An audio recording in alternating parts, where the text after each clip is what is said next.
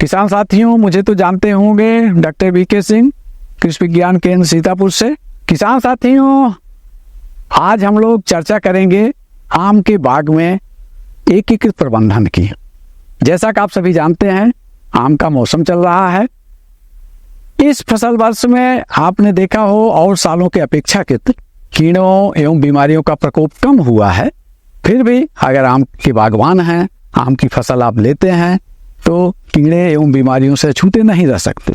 इसके लिए सबसे ज़्यादा जरूरी है कि हम लोग पहले तो कौन कौन से इसमें कीड़े लगते हैं इसके बारे में जानकारी कर लें, कौन कौन से रोग लगते हैं, और समय समय पर उनके निदान हेतु, उनके प्रबंधन हेतु हमें क्या क्रियाएं करनी चाहिए, इस पे विशेष ध्यान देने की आवश्यकता है। जैसा कि आप सभी जानते हैं, आम का सबसे बड़ा प्रमुख शत्रु कीट जो है वो हापर है, जिसको मैंगो हापर के रूप में भुनगा नाम से आप जानते हैं। सभी लोग परिचित होंगे, देखते होंगे पेड़ों पर ये भुनगे बैठते हैं। कभी घर के आसपास पेड़ हैं तो आपके ऊपर भी जरूर चढ़े होंगे। इन भुनगों से सबसे ज्यादा क्षति होती है शुरू से ही, जब इसमें कोमल पत्तियां हैं उस अवस्था में भी पत्ती से रस चूस करके नुकसान पहुंचाते हैं। साथ ही साथ जब बौर निकलता है, मंजरियां निकलती हैं, मंजरियां खिलती हैं, उन अवस्थाओं में भी ये फूलों से, कोमल पत्तियों से या फलों के डंठलों से रस चूस करके काफी हानि पहुंचाते हैं। साथ ही साथ इनके द्वारा जो स्राव, हनी ड्यू निकाला जाता है, मधुस्राव निकाला जाता है, उस पर बारिश के समय में बार बार बारिश होने पर फफूंद का विकास हो जाता है, जिसके कारण भी क्षति पहुंचती है। पत्तियों पर भी विकास हो जाता है, इन फफूंदों को काली फफूंद हो जाती है, जिसके कारण प्रकाश संश्लेषण में भी समस्या आती है। साथ ही साथ अगर फलों पे उसके कारण काली फफूंद होती है तो आपने देखा होगा कि इनके फलों की क्वालिटी, गुणवत्ता बहुत ही गिर जाती है, आपको बाजार में अच्छा रेट नहीं मिलता है। अगर इनके प्रबंधन की बात करें, शुरू से ही, अब तो बीज की अवस्था है, शुरू से ही जब बौर मंजरियां नहीं खिली हैं, कूचे बने हैं, तभी से हमको ध्यान देने की जरूरत होती है। अगर इनकी संख्या हमें पौधों में दिखाई देने लगे, ज्यादा दिख रही हैं, तो इनके प्रबंधन के लिए हम लोगों को कीटनाशक का प्रयोग करना आवश्यक हो जाता है। आप सुरक्षित कीटनाशक का प्रयोग करेंगे, हरे निशान वाले करेंगे तो ज्यादा बेहतर है। अगर आप जैविक विधि से करते हैं या प्राकृतिक विधि से खेती करते हैं तो उसके लिए उन प्रकार के निवेशों का, आदानों का प्रयोग करना होगा।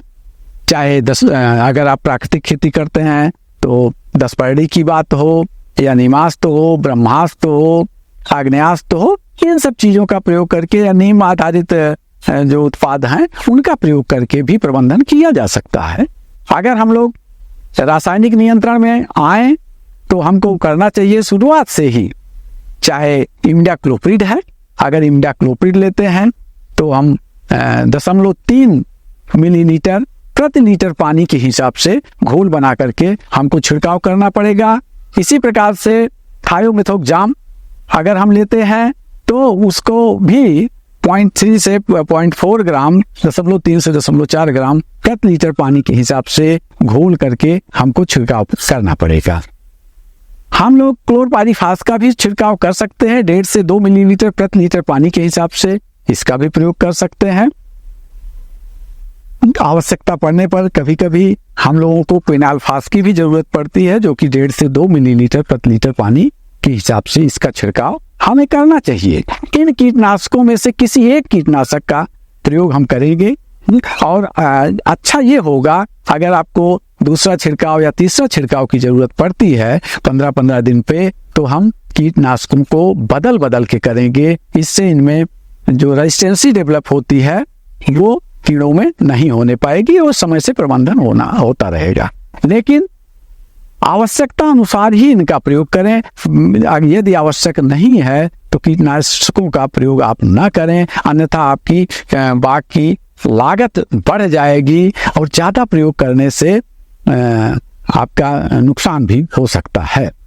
एक चीज का ध्यान रखना होगा, चाहे जिस कीटनाशक का प्रयोग करने जा रहे हैं आप किसी भी कीड़े के प्रबंधन के लिए, कि जब हमारे बाग में कूचे बन रहे हैं उस समय तक हम छिड़काव अगर आवश्यक है तो कर लें, लेकिन मंजरी खिले होने के समय पर हमको छिड़काव ना करना पड़े। कुछ ऐसा प्रबंधन हम लोग करें कि मंजरी जब खिल जाती है उस समय पर अगर हम लोग कीटनाशकों का प्रयोग करते हैं तो जो परागण करने वाले सूक्ष्म कीट हैं, मित्र कीट हैं, भौरे हैं, ये सब जो पाए जाते हैं वो मारे जाएंगे। तो हमारे पौधों में फल जो बनेंगे वो रुकेंगे नहीं, उसमें बीज नहीं बनेगा और टपक कर नीचे चले आएंगे। तो इस चीज का हम लोग ध्यान करेंगे और अगर हम लोग ठीक से इसका प्रबंधन करते रहेंगे तो आगे चल के हमारा फल ज्यादा बनेगा, ज्यादा रुकेगा और उसकी गुणवत्ता मेंटेन रहेगी।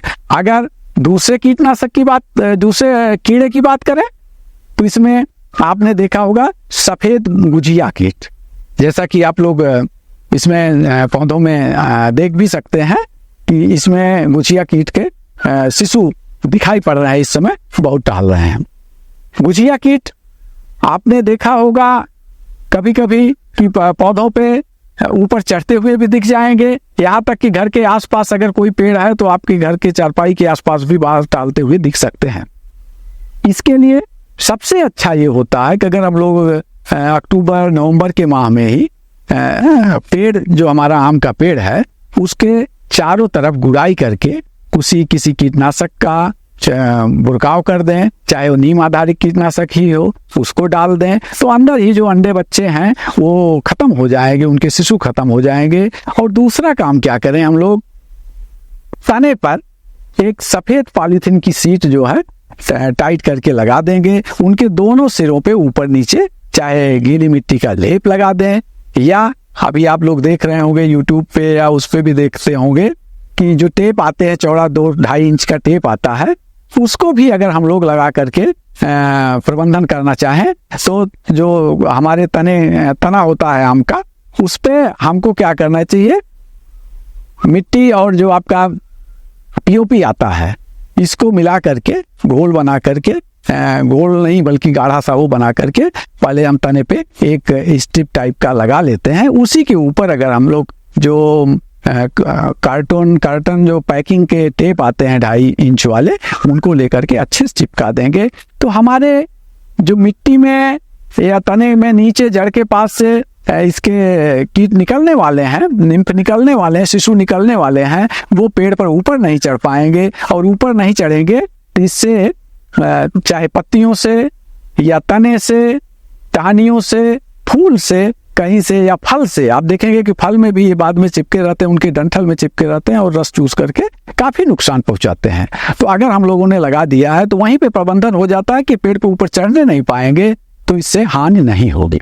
बाई चांस आपने ध्यान नहीं दिया और आगे आ करके ये तने पर या पौधे पे चढ़ गए और ये रस चूस के नुकसान पहुंचा सकते हैं। तो इसके नियंत्रण के लिए जो अभी कीटनाशक मैंने भुनगा कीट के लिए नियंत्रण के लिए बताया है, उन्हीं कीटनाशकों का, चाहे इमिडाक्लोप्रिड हो, चाहे क्लोरपाइरीफास है, क्विनालफास है, इनका थायोमेथोक्साम है, इनका प्रयोग करके इसका भी नियंत्रण किया जा सकता है। इसी तरह से आप देखेंगे, खूब ध्यान से अगर देखते रहेंगे तो आपको गालमिच कीट भी दिखाई पड़ जाता है।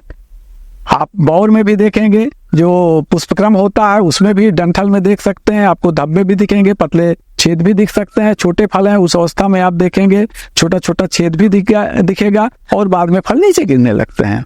ऐसी अवस्था में अगर आपको लगता है कि ये गालमिच कीट का भी प्रकोप है, या सबसे अच्छा है जब बौर आए हैं आप मोबाइल लेके जाइए, मोबाइल पे फोन को हल्का सा झाड़ेंगे, अगर उसकी स्क्रीन पे आपको चलते हुए छोटे छोटे कीट दिखाई पड़ रहे हैं तो आपको दिख जाएगा कि हाँ भैया इसमें गालमिच कीट का भी प्रकोप है। तो उसके लिए भी प्रबंधन कर देंगे। तो अधिकतर वही कीटनाशक, चाहे इमिडाक्लोप्रिड हो, चाहे थायोमेथोक्साम हो, क्लोरपाइरीफास हो, इन्हीं सब का घुमाव के मतलब सही तरीके से सही समय पे अगर छिड़काव किया जाएगा तो इन सब का भी प्रबंधन उसी से ऑलरेडी हो जाता है। किसी साल, अभी इस साल तो बहुत कहीं नहीं दिखाई पड़ रहे हैं, थ्रिप्स कीट का भी प्रकोप हो जाता है आम में। आम में आपने देखा होगा थ्रिप्स कीटों का जब प्रकोप होता है तो वो ऊपर से ही खुरच के उसके बच्चे खा करके नष्ट कर देते हैं। आपने देखा होगा आपका आम का जो फल है वो चीकू के कलर का हो जाता है, भूरे रंग का दिखाई पड़ता है, उसका विकास पे भी असर पड़ता है, साथ ही साथ आपका मार्केट में उसके रेट पे भी असर पड़ेगा। तो अगर थ्रिप्स दिखाई पड़े तब भी उसके लिए सावधानी पूर्वक, जिस साल इसका सीधे वो होता है कि जिस साल बारिश कम होती है तो पता लगा नीचे ये ज़्यादा बने रहते हैं, मिट्टी में छुपे हुए होते हैं, लेकिन जिस साल ज़्यादा बारिश होती है तो पता लगा उनका प्रबंधन ऑलरेडी हो जाता है तो कम निकलते हैं। हर साल कोई ज़रूरी नहीं है कि निकल रहे हैं। सारे कीड़ों में सबसे पहला काम तो हमें, जैसे मैंने वो उसमें भी नहीं बताया, चाहे गुजिया कीट की बात हो, मिलीबग की, या भुनगे की बात हो, अगर हम अपनी बाग की जुताई करके साफ सुथरा रखेंगे, घास फूस हटा के रखेंगे तो सारे कीड़ों के लिए प्रबंधन में काफ़ी सहायक होगा। साथ ही साथ भुनगे के लिए भी कि अगर पेड़ों को काट छांट करके, हमारी बाग ऐसी होनी चाहिए कि दो पेड़ों के बीच में थोड़ी सी धूप आनी चाहिए। अगर होगा तो उसके पौधों के विकास पे, फूल पे, फल के विकास सब पे अच्छा होगा जब बीच में धूप आएगी। साथ ही साथ ऐसा वातावरण नहीं मिल पाएगा कि भुनगे आदि का वहाँ पे ज़्यादा पॉपुलेशन होने पाए। इस चीज़ का भी हम ध्यान रखेंगे कि समय समय पे जो टहनियाँ हैं वो आपस में छुए ना, या सूखी टहनियाँ उनको काट पीट के निकालते रहते हैं, कीड़े आज से प्रकोपित हैं उनको हटाते रहते हैं। इस चीज़ का भी ध्यान रखेंगे। अब आप देखते हैं बाद की अवस्था में आकर के फल मक्खी का भी प्रकोप होता है, डासी मक्खी जिसे कहते हैं। ये बहुत बड़ी समस्या होती है आम के बागों में। आप देखते हैं कि फल प्रकोपित होते हैं, आगे चल के जब अधपका फल होता है उस समय अंडे दे देती हैं मादाएं, अंडे देती हैं, उसमें अंदर ही अंदर पल्प को खा के, गूदे को खा करके फल को बर्बाद कर देता है, फल नीचे गिर भी जाता है। खास करके अगर बारिश में पकने वाले आम हैं उनमें तो बहुत तगड़ा इनका प्रकोप होता है। चाहे दशहरी आप लेते हैं, डाल का पका लेते हैं दशहरी, उसमें भी ये समस्या आती है। बारिश में चौसा है, सफेदा है। अगर आप बात करें जो लेट पकने वाली वेराइटियां हैं, प्रजातियां हैं, उनमें तो बहुत बड़ी समस्या आती है। अरुणिका है, अंबिका है। इस अंबिका में अगर आप देखेंगे बाद में कि ज़्यादा लेट पकती है तो आप कच्चे फल काट के देखेंगे तो उसमें इसकी सूढ़ियाँ दिखाई पड़ सकती हैं।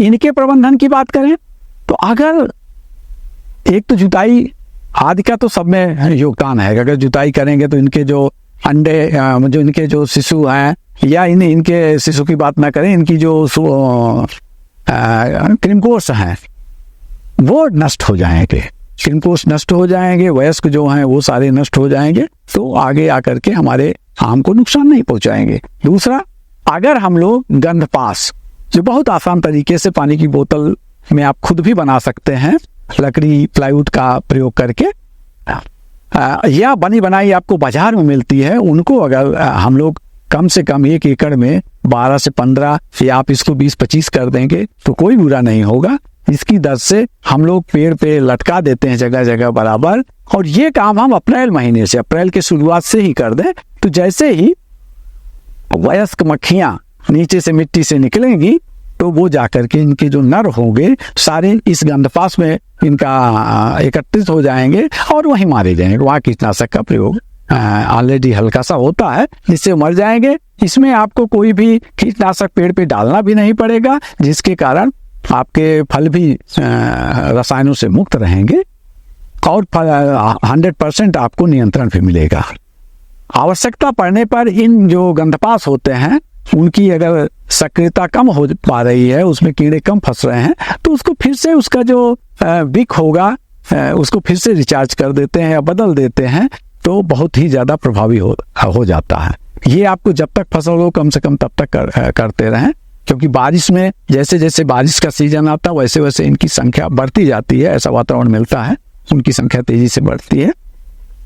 दूसरा काम ये कर सकते हैं किसी भी कीड़े के लिए, अगर हम फलों की बैगिंग कर दें कागज के थैले में, खुद बनवा के भी कर सकते हैं, नहीं तो बने बनाए बैग आते हैं, अगर उसमें इसकी हम लोग बैगिंग कर दें तो फल आपका एकदम बहुत ही आकर्षक कलर का होगा, उस पर किसी भी कीड़े का प्रकोप नहीं आएगा, उस पर जो काली फफूंद बनने की बात हुई थी उसका भी कोई असर नहीं आएगा, और आप चाहे बारिश हो चाहे जब भी वो पकने वाला हो, बहुत ही आकर्षक फल हमें बाजार के लिए मिलेगा, जिसका बहुत अच्छा रेट मिलेगा। एक एक फल का भी अच्छा रेट हम लोग ले सकते हैं। तो फल मक्खी के नियंत्रण में एक चीज का और ध्यान देंगे, अगर प्रकोप हुआ है तो जो फल प्रकोपित नीचे गिरते हैं उनको ऐसे न पड़ा रहने दें, इकट्ठा करके हम लोगों को कहीं गड्ढा बना करके नीचे डाल के दबा देना चाहिए, जिससे वहीं पे नष्ट हो जाए, उनसे वो निकल के फिर ना आए। ऐसा करते रहेंगे। अगर कोई किसान भाई अपने से इस गंधफास को बनाना चाहते हैं तो इसका जो आकर्षित करने वाला केमिकल है वो मिथाइल यूजनाल होता है। मिथाइल यूजनाल आप ले लें।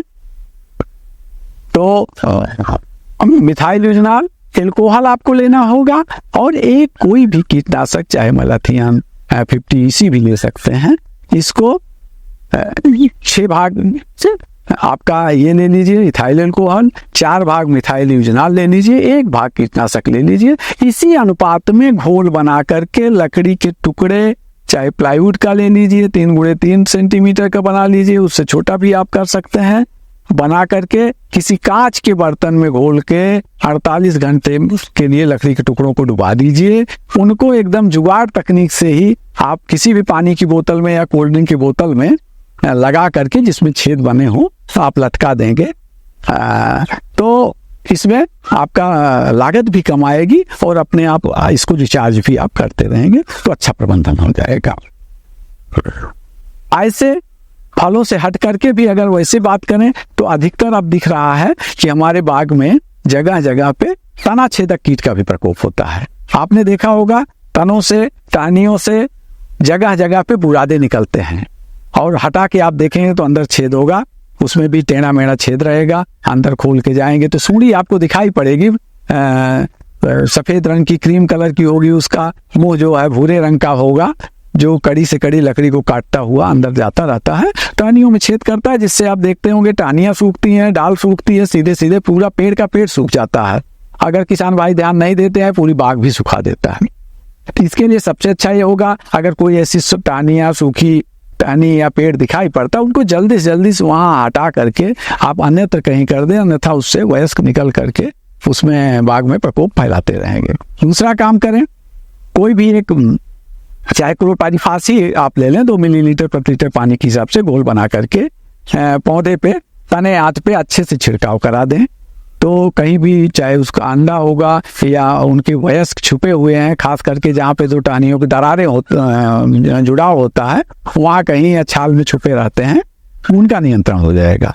दूसरा, अगर हमको छाल में छेद दिखाई पड़ रहे हैं कहीं से, या बुरादा गिरता हुआ दिख रहा है, तो उसको अच्छी तरीके से हम साफ कर लें, छेद का थोड़ा दूर से बुरादा भी निकाल लें जितना निकल सकता है। उसके बाद अगर इन्हीं छेद में हम कोई भी, चाहे तो केरोसिन ऑयल भी आप ले सकते हैं, थोड़ा बहुत पेट्रोल भी ले लें, रुई का फाहा बना के थोड़ा सा ड्रॉप उसमें छेद में डाल करके गीली मिट्टी से बंद कर दें, तो अंदर ही अंदर उसका नियंत्रण हो जाएगा। या आप क्लोरपाइरीफास ही ले लीजिए, उसको 2 मिलीलीटर प्रति लीटर पानी के हिसाब से घोल बना करके, उनको लेकर के उसको भी अगर रुई का फाहा बना करके छेद में डाल देंगे और गीली मिट्टी से ऊपर से बंद कर दीजिए, तो अंदर ही अंदर इनका नियंत्रण हो जाएगा।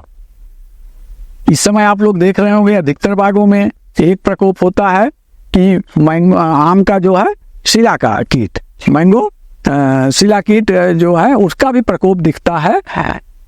इसमें आप देखते हैं जहाँ पे हमारी कोपल बननी चाहिए, नई नई टहनियों में कोपल जहाँ निकलनी चाहिए, उसके स्थान पे पत्तियां लगेगा, छोटी छोटी पत्तियां चिपक करके गांठ सी बन जाती है, नोट्स बन जाती हैं। तो ऐसा बहुत तेजी से कई बागों में देखने को मिल रहा है। तो अगर इस तरह से कहीं भी किसान भाइयों को देखने को मिले, तो होता तो यह है कि इन टहनियों को काट करके भी, अगर जितना संभव हो, नीचे को गांठों को काट करके मिट्टी में दबा दें, लेकिन ये अगर प्रैक्टिकल की बात करी जाए तो बहुत ज़्यादा संभव नहीं हो पाता है। फिर इन चीज़ों के लिए, इसके नियम प्रबंधन के लिए हमको सबसे ज़्यादा ये ध्यान देना होगा कि एक तो जैसे अभी गांठें आप लोगों ने देखा होगा जिन बागों में रही होंगी, इधर मार्च मिड मार्च से लेकर के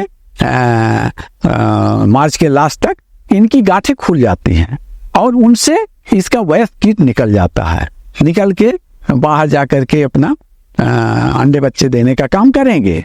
तो एक तो जब ये वयस्क निकल रहे हैं इस समय, तब हमको एक छिड़काव कीटनाशक का करना होगा, वो भी प्रोफेनोफास 2 ग्राम 2 मिलीलीटर प्रति लीटर पानी के हिसाब से घोल बना करके अगर हम लोग छिड़काव कर दें, तो वयस्क निकलने के टाइम पे, जब आपको लगे कि गांठ खुलने वाली है ये कभी 10-15 दिन पहले भी हो सकता मार्च की शुरुआत में भी आ जाए या मार्च के लास्ट में जा सकता है। आप जब बाग में देखते रहेंगे लगेगा कि अब गांठ खुल सकती है, खुलेगी तभी उसमें से वयस्क बाहर आएंगे, उस समय कर देंगे। इसके बाद बारिश में 15 अगस्त को एक छिड़काव डाइमेथेट का करेंगे। आपका 1.5 से 2 मिलीलीटर प्रति लीटर पानी के हिसाब से घोल बना करके छिड़काव करें। उसी डाइमेथेट का फिर आप 30 अगस्त को दूसरा छिड़काव कर दें। फिर 15 सितंबर को तीसरा छिड़काव, 3 छिड़काव आपको करना होगा लगातार। उसी समय आप देखेंगे कि ये पत्तियों में जा करके इनका वो होता है, शिशु आदि निकल के जाते हैं। तो इस चीज का ध्यान रखेंगे, कुछ समय करेंगे और इधर जा करके मार्च में अगर छिड़काव कर देंगे तभी इनका प्रबंधन सही से हो पाएगा। अन्यथा जब इस कीट का प्रकोप होता है, जहां हमारे टहनियों में बौर निकलने हैं वहां पे गांठें बन जाती हैं। इससे हमारा बाग बहुत ज्यादा प्रभावित होता है, आम का उत्पादन प्रभावित होता है। ये अगर करें तो मोटा मोटा जो अधिक नुकसान पहुंचाने वाले कीड़ों की बात थी उनकी थी। कभी कभी आप देखते हैं छाल का खाने वाला भी कीट लग जाता है। कभी कभी आप देखते हैं कि आपका पत्ती लीफ वेबर भी लगता है, पत्ती खाने वाला टेंट कैटरपिलर जिसको कहते हैं, उसका भी प्रकोप हो जाता है। कभी कभी किसी बाग में बहुत तेज हो जाता है, आप इसको बोलते ही हैं कि टेंट कैटरपिलर। टेंट जैसे पहले पुराने टेंट लगा करते थे, तंबू लगते थे, उस तरह से लगेगा। पूरे पेड़ पे पत्तियां सूखी हुई हैं, जाल बना के खा के एकदम भूरे रंग की पत्तियां हो जाती हैं। तो अगर ऐसा इनका प्रकोप आपको दिखाई पड़ता है, कभी कभी बहुत भयानक रूप ले लेता है, तो ऐसे तो हमारा जो CISH है, केंद्रीय पोस्ट बागवानी संस्थान, उनकी एक तकनीक है, लोहे का पंजा बना हुआ है, उसको अगर किसी डंडे में लंबा सा डंडा लेकर के लगा करके इन जालों को अगर हम तोड़ दें तो उससे जो सूढ़ियां उसमें खा रही हैं वो नीचे गिर जाएंगी और नीचे किसी एक कीटनाशक आदि का भी अगर छिड़काव कर देंगे तो वो वहीं पे मारे जाएंगे। जुताई आप तो सब में कारगर रहेगी। साथ ही साथ अगर आपको लगता है इनका प्रकोप तेज है तो क्विनाल्फास का छिड़काव अगर हम लोग कर दें तो क्विनाल्फास 1.5 से 2 मिलीलीटर प्रति लीटर पानी के हिसाब से घोल बना के अच्छे से छिड़काव कर देंगे तो इनका भी प्रबंधन हो जाएगा। अब अगर बात करें मुख्य कीटों की बात हो गई, बात करें फफूंद से होने वाली बीमारियां। आप देखते हैं जाड़े के बाद कभी कभी झुलसा का भी प्रकोप हो जाता है। सबसे ज्यादा नुकसान जो पहुंचता है इसमें बीमारियों से वो है फलों की। अगर बात करें तो खर्रा रोग, खर्रा रोग में सफेद जो आपका पाउडरी मिल्ड्यू होता है वो रोग होता है। जैसे जैसे गर्मी बढ़ने लगती है तो हम देखते हैं बौर पे या टहनियों पे जो उनका बौर का डंठल है, फल लग गया तब भी या उसके पहले फूल लगा है तो आपको सफेद चूड़ उस पर दिखाई पड़ेगा। इसके प्रबंध अगर ये इसका प्रकोप हो जाता है तो आपकी फसल चौपट हो जाती है। पुष्पक्रम जो है वो भी सूख के गिरने लगता है, फल लगा उसके बाद भी गिरने लगा है। तो इसमें हमको करना पड़ेगा, अगर बहुत ज्यादा गर्मी नहीं है तो आप सल्फर का भी प्रयोग कर सकते हैं। सल्फर अगर हम लोग पाउडर आता है उसको ले लें और उसका घोल बना करके हम लोग छिड़काव इस पे कर देंगे तब नियंत्रण हो जाएगा। या आप कार्बेंडाजिम ले लें, 1 ग्राम प्रति लीटर पानी के हिसाब से घोल बना करके छिड़काव कर दें तो इसका प्रबंधन होगा। यदि गर्मी ज्यादा हो गई तो हम लोगों को हेक्साकोनाजोल ले लें, 1 मिलीलीटर प्रति लीटर पानी के हिसाब से घोल बना करके उसका छिड़काव कर सकते हैं। इनको अगर आप कीटनाशक का प्रयोग करने जा रहे हैं उसके साथ भी घोल बना करके छिड़काव कर सकते हैं तो इसका प्रबंधन हो जाता है। मुख्य जो बौर और फलों की बात करें ये फफूंद ही सबसे ज्यादा नुकसान पहुंचाती है। इसके अलावा और पौधों की बात करें उल्टा सोखा रोग भी लगता है। या फलों में बात करें तो ब्राउनिंग डिजीज भी आती है, जो फल आपके भूरे हो जाते हैं, लगता है आम के आंसू निकल आए हो और आपका रेट गिर जाता है। उन सब की बात करें तो अलग वो है कि ब्राउनिंग में तो मुख्य रूप से जो कीड़ों का हम लोग नियंत्रण अगर करते हैं, जो आपका स्राव उससे निकलता है, हनी ड्यू निकलता है, मधुस्राव निकलता है, वो नहीं निकलने पाएगा तो बीमारी नहीं आने पाती है ब्राउनिंग के। और उल्टा सूखा रोग में कभी कभी आप देखते हैं कि उसमें ऊपर से टहनियां सूखने लगती हैं। उनका अगर प्रबंधन करें, जहाँ सूखी है उसके नीचे से थोड़ा सा नीचे ले लें, 4-5 सेंटीमीटर नीचे से काट करके ऊपर टिप पे कॉपर ऑक्सीक्लोराइड का लेप लगा दें, पूरे पौधे पर भी छिड़काव कर दे तो सही होगा। इसके अलावा एक बड़ी समस्या बाग में देखने में आ रही है गमोसिस की, जिसमें गोंद निकलने लगती है। गोंद अगर निकलता है तो इसका मतलब है इसमें कॉपर तत्व की कमी है, उसका प्रयोग हमको करना होगा। जहाँ पे गोंद है उन सबको साफ करके वहाँ हम लोग कॉपर ऑक्सीक्लोराइड का लेप भी लगा सकते हैं। 1 लीटर पानी में 50 ग्राम अगर हम लोग कार्बेंडाजिम कॉपर ऑक्सीक्लोराइड ले लें, उसको घोल करके लेप बना लें, तो उसकी हम लोग पेंटिंग भी कर सकते हैं। उससे भी इसका प्रबंधन हो जाएगा। अभी कुछ सालों से 5-7 सालों से देखने में आ रहा है कि फ्यूजेरियम विल्ट का भी प्रकोप आम में दिखाई पड़ रहा है। पहले कुछ टहनियाँ सूखती हैं या कुछ पत्तियाँ सूखती हैं, बाद में दिखता है कि आधा पेड़ ही सूख गया, लास्ट में पूरा पेड़ सूख जाता है। कभी कभी होता है कि पत्तियां आपकी वहीं पे सीधे लटकी होंगी और वो आपका तांबे के रंग की हो जाएंगी, पहले पीली पड़ेंगी, तांबे के रंग होगी, एक में एक झड़ने लगेंगी। तो ये प्रकोप बहुत तेजी से हो रहा है सूखा रोग का। तो इसमें हमको क्या करना होगा बिल्टिंग में, एक तो जो हमारे यंत्र प्रयोग में आते हैं उनके थ्रू भी अगर किसी पेड़ में है फफूंदी पहुंच गई है तो वो फैलाने का काम करते हैं। पानी अगर हम नाली से या पूरा खुला भर के देते हैं उससे भी फैलने का काम करता है। तो पहला काम करें, अगर किसी पेड़ में ऐसा प्रकोप दिखाई पड़ रहा है तो वहाँ अच्छे से बड़ा सा थाला बना करके उसमें चाहे आप कार्बेंडाजिम ले लीजिए। कार्बेंडाजिम अगर लेंगे हम तो कम से कम 100 या 200 लीटर पानी उसमें अगर आ जाए तो हम लोगों को चाहिए कि अगर 200 लीटर आप पानी डाल रहे हैं तो 200 ग्राम कार्बेंडाजिम ले लीजिए, घोल बनाकर थाले में अच्छे से डाल देंगे तो उसके आसपास जहां भी फफूंद होगी वो आपका मर जाएगी, खत्म हो जाएगी। इस तरह से अगर नियंत्रण नहीं करेंगे तो ये बहुत तेजी से फैलेगा और पूरे खेत में पूरे बाग में हो जाएगा। तो इनके प्रबंधन ध्यान दें, अन्यथा बाद में आपको हाँ अगर लक्षण की बात करें, आप मैंने बताया कि पत्तियां ऐसे सूखेंगे दिखेगा। अगर पेड़ अगर कोई सूख गया है उसकी जड़ खोल के आप देखेंगे तो आपको अजीब सी बदबू भी आएगी, सड़ी हुई होगी। और लास्ट में क्या होता है, जो पेड़ का तना है उसमें फिर एक बीटल भी आ जाता है, पतले पतले घुन जैसे छेद बना देता है, वहां से एकदम आटे जैसे बुरादा दिखाई पड़ेगा और उसकी सड़ने की महक देख करके कीड़े आ जाते हैं, वो दिखाई पड़ने लगेंगे। ये सब इसकी पहचान है। इसका नियंत्रण आपको समय समय पे चाहे फफूंदीनाशक का नीचे पे प्रयोग करके ऊपर छिड़काव करके करना होगा, अन्यथा आप पूरी बाग से हाथ धो बैठेंगे, पूरे उसमें प्रकोप फैल जाएगा। ये मुख्य रूप से अगर इसकी बात करें आम में इन चीजों के प्रबंधन की, फल को अगर ध्यान में रख के करते हैं। अगर आप किसान भाई ये जरूर ध्यान रखें, कभी भी कीटनाशक का फफूंदीनाशक का प्रयोग तभी करें जब आवश्यकता हो और सही मात्रा में करें, सही समय पे करें, सही तरीके से करें, अन्यथा आपका आर्थिक नुकसान भी होगा और सही तरीके सही समय पे सही रूप में नहीं किया जाएगा तो जो वांछित लाभ मिलना चाहिए वो नहीं मिलेगा।